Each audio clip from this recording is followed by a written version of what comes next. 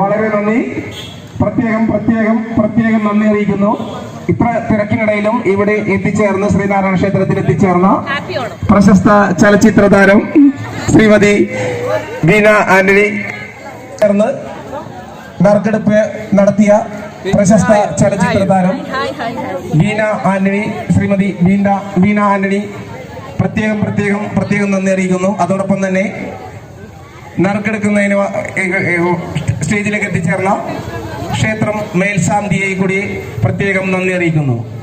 അടുത്ത പ്രോത്സാഹന സമ്മാനത്തിന്റെ നറുക്കെടുപ്പ് ആരംഭിക്കുകയാണ്.